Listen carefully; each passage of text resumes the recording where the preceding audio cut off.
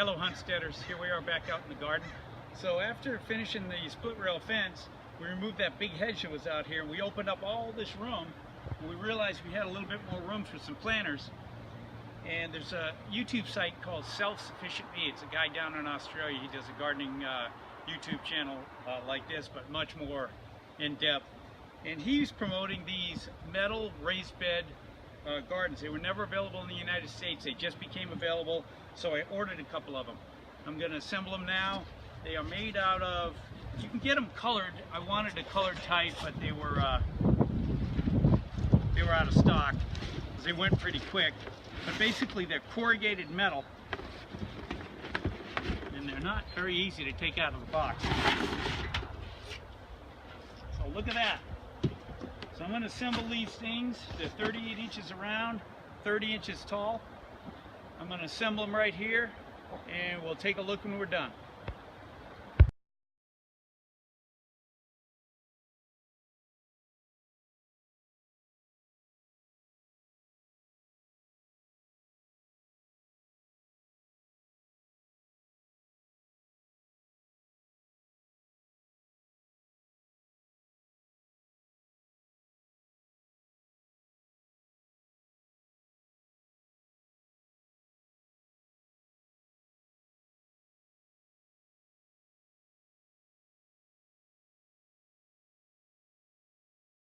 Okay, Hunsteaders, as simple as that. 30 minutes about it took me by myself to assemble both those steel raised bed gardening tubs. Let's take a look at them up close. Okay, so here they are, freshly assembled. Now they're not level. The ground's not level, so I'm gonna have to level the ground out, get them where I want them, and then I'll go through and tighten all the bolts. But for assembly, and you saw it was just a one-man job. It's just a little bolt, maybe a half-inch bolt with a Phillips head on one side and a nut on the other. I hand tighten them.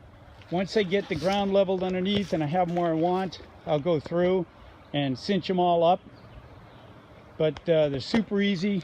One guy or gal can get inside of this thing and just lift it up and walk it wherever you want. And they're great. Like my veg trugs, these things are 30 inches tall. You don't need to bend over to do any gardening like this thing here, which really doesn't, you know, it's my least productive bed. Is the only one that's in contact with the ground. Well, I do have one over here in my cornfield that's, the ground's pretty good. But for whatever reason, this one doesn't fruit as much, doesn't produce, and it's more difficult to work with. So what I'm going to do with these things, once I get the ground level, I'm going to put a little gravel down, which they recommend at the bottom to protect the base, allow water to drain. And then I'm going to fill maybe the bottom half with wood, sticks, compost. I have all of these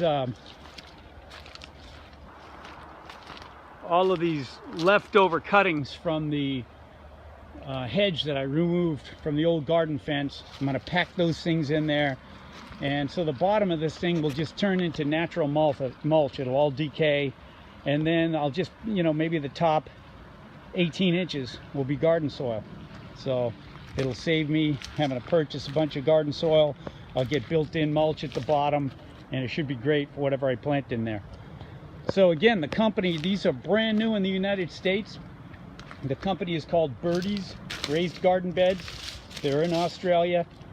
They partnered with a guy named Eric. He's got a YouTube channel called Epic Gardening, and that's how these were made available here in the United States. I'm really excited to get these things going. I'll keep you posted on the progress, but for right now, we got them assembled. I'm excited about that. And if you're interested in purchasing one of these for yourselves, I'll leave the link to Self-Sufficient Me, Epic Gardening, and to Birdie's in the description below. And they also, I chose the round circular beds, but they have them in a variety of different configurations. They've got rectangular, square, I think. You can have them low, almost about the height of my raised bed over here, 16 inches, I think. all the way up to 30 inches. So again, thanks for watching.